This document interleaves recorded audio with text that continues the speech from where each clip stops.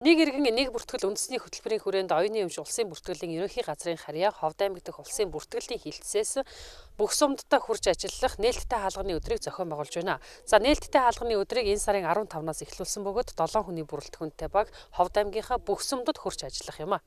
За Ховд аймгийн улсын бүртгэлийн хилцээний даргын болчихсон өдрөмжийн дагуу улсын бүртгэлийн хилцээний ажлын хэсэг анхаарч байгаа нэгжтэй бүртгэлийн үйл ажиллагааг хүргэх, бүртгэлийн хуулийг хэрэгжүүлэх сурчлах ажиллагааг хийж анхныхаа энэ ажлын хүрээнд нээлттэй хаалганы өдрийг Ховд аймгийн буян сумын застрын ивэлдээр зохион байгуулж байна. Оюуны өмч улсын бүртгэлийн ерөнхий газрын харьяа Ховд аймаг дахь улсын бүртгэлийн хилцээс анхан шатныхаа нэгжид хурж ажиллах нээлттэй хаалганы өдрийг буян сумаас эхэлж байна. Тус сумын засаг даргын ивэлдээр зохион байгуулж буй нээлттэй өдрөлгийг нээж буян сумын засаг дарга нэргүй үг хэлэн хөдөө орон нутгийн иргэдэд төрийн үйлчилгээг ойртуулж байгаад талархаж байгаагаа илэрхийлэн улсын бүртгэлийн хилцээний ажлын хэсгийнхэнд ажлын амжилт хүссэн юм а. Өнөөдрөөс эхлэн 4-р сарын 7 хүртэл Ховд аймгийн бүх сумдад хурж ажиллах ажлын хэсгийг улсын бүртгэлийн хилцээний иргэний бүртгэлийн тасгийн дарга Хорол сүрэн, улсын бүртгэлийн хилцээний эд хөрөнгийн эрхийн улсын бүртгэлийн тасгийн дарга Эрдэнэ сүрэн нар ахлан ажиллаж байна. За одоо ингээ өнөөдөр буян сум маргааш Ховд сумдарч ажиллана. Тэгээд их нэгд өдрөөс бид нэр ажлын хэсэг маань шууд Эрдэнэгөөс эхлээд ингээд нар зүв тойроод нийтдээ бүх сумуудаар ороод иргэдтэйгээ уулзаад бүрэлдэхүүн байгуулж ажиллагааг үйл ажиллагаа сурчлаад ирэх юм аа. Буян суманд өнөөдөр зохион байгуулсан нээлттэй хаалганы өдрөлөгтөд тус сумын мал аж ахуйн баг бүрээс малчид ард иргэдийн төлөөлөл, тус сумын төсөлт байгууллагуудын ажилтан албан хаагчид иргэдийн төлөөлөл ирж оролцсон, өөрсдийн сонирхож тулгамдсан асуултаа асууж бүртгэлийн асуудлаар тодорхой мэдээллийг авлаа. Бүртгэлийн асуудлаар хөдөө орон нутагт анхан шатны нэгжтэй ирж ажиллаж байгаа нь тэр бүр аймгийн төв рүү яваад байж чаддаггүй, хөдөөгийн ард иргэдэд чухал ач холбогдолтой ажил болж байна хэмээн иргэд талархаж байна. Энэ манай буян суман дээр нээлттэй хаалганы өдрийг зохион байгуулж байгаа нь бол хамгийн сайхан ач холбогдолтой. Тэр тусмаа өнөөдөр хөдөөгийн багуудаас улсууд их ирсэн байна. Ягаад гэх юм бол жишээ нь аягийн бүртгэл солихч байд юм уу, хүүхдийн гэрчлэгээ устсан тэрийг дахин шинжилгээ байд юм. Энэ талаар бүх талаар улсууд мэдээлэл авч байна. Энэ их зүг зүйтэй үйл ажиллагаа гэж бодож байна. За манайх болохоор Ховд аймгийн буян сумын нарийн галбагийн айлтай. Тэгээд хөдөөний малчичийн нэр нь тэр болгон бас нэг орж бас мэдээлэл аваад идэг болохоор бас сумынхаа төвдөө ингээд мэдээлэл өгч бидэрт бас сайн хэрэг. Хөдөөгийн иргэдийн болохоор мэдэхгүй асуудал байдаг шүү дээ. Одоо хүүхдээ төрчхөөд төрсөнд ороод бас бүртгүүлэхгүй сар бар болчоод бүртгүүлэх одоо хүртэл байж л шүү дээ.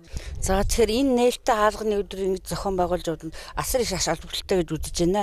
За яагаад гэвэл бас тухайн хүмүүс яг бичгээр нь бүрдүүлэхдээ ямар бичгээр нь бүрдүүлэх үү гэдгийг бас сайн мэддэг. Тийм учраас хүмүүс асар их мэдээлэл өгч яг газар дээр нь ингэж бас асуудлыг шуурхаа шийдвэрлэж байгаа явдал бол их ач холбогдолтой гэж үзэж байна. За миний хувьд бол яг бас яг өнөөдрийн байдлаар бас гадаад паспортаа яаж сунгуулдаг юм бол барыг хот руу явуулж сунгуулдаг юм бол яадаг бол бодож байсан. Тэгээд энэ дэснэр бас энийг сонгуулж болох юм байна гэдгийг ойлгож авч байна. Энэ бүртгэлийн юу бол ерөнхийдөө ингэдэж шүү дээ. Сум хооронд шилжиж байна тийм ээ. Тэр асуудал бол нэлээд чирэгдэлтэй байдаг. Нэг талуугаа яваал нэг газар очдог, тийшээ оч тэндээс нэг юундаас нөгөө шилжүүлэхийн юм бол яг нэлээд хүндрэлтэй асуудал явагддаг юм байна. Тэр бол нэг чирэгдэл болох хөдөөний малчдыг нэг газар очиод юмын бүртгэлийг хийгээл өгчдөг бол хөдөөний малчд бол чирэгдэл багтаал тийм л асуудал болох хэрэгтэй. Буян сумын иргэдийн хувьд иргэний бүртгэл гэхээсээ илүүтэй эд хөрөнгийн бүртгэлийн асуудлаар иргэд түлхүү хандаж байгааг улсын бүртгэгчид хэлж байна. Манай сумын онцлогт уялдаад газар тариалангийн бүс нутаг учраас нөгөө газрын гэрчлэгээ, үйл хөдлөлийн гэрчлэгээ, бэлчээр малчид маань нөгөө бэлчээрийнхаа гэрчлэлийг аавна. Энэ талаар тийм мэдлэг тутмаг байгаа. Тэгээд бас тэр үйлчлэгийг бас өөртүүлж өгөөч. Тэгээд нөгөө газраас эдийн засгийн эргэлтэнд оруулах гэдэг. Хавар газрын нөгөө тариалт эхэлсэн учраас нөгөө хүмүүс газрын гэрчлэгээ авч нөгөө барьцаанд тавих. Тиймэрхүү асуудал байгаа.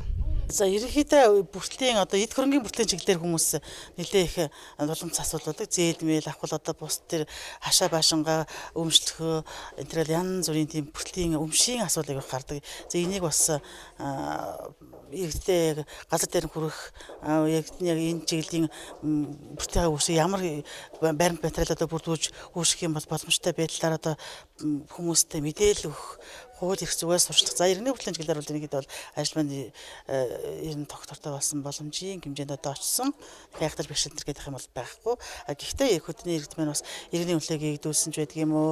Гадаад паспорт сонгуулгач байдаг юм уу? Гадаад цас захиулагч байдаг юм уу? Ийм асуудал бол орон нутгаар гараад идэг юм байна. Одоо буян цамдар өнөөдөр ийм өгдөөний байдлаар бол нэлээд тийм их асуудалтай хүмүүс эсэг одоо бид нар материалын хүлээж аваад зарим эрдэнэ зөвлөгөө өгөөд ингэ явуулж байна. Нэг иргэн нэг бүртгэл үндэсний хөтөлбөрийн хүрээнд иргэдэд эрх зүйн үйлчилгээг ойртуулах үднээс Ховд аймгийн улсын бүртгэлийн хилцээс энэхүү нээлттэй хаалганы өдрийг зохион байгуулсны үр дүнд иргэд Монгол улсын бүртгэлийн хуулийн талаар мэдлэг мэдээлэлтэй болохоос гадна бүртгэлийн зөрчлөө орон нутгатаа шийдвэрлэх боломж бүрдэж байгаа юм а.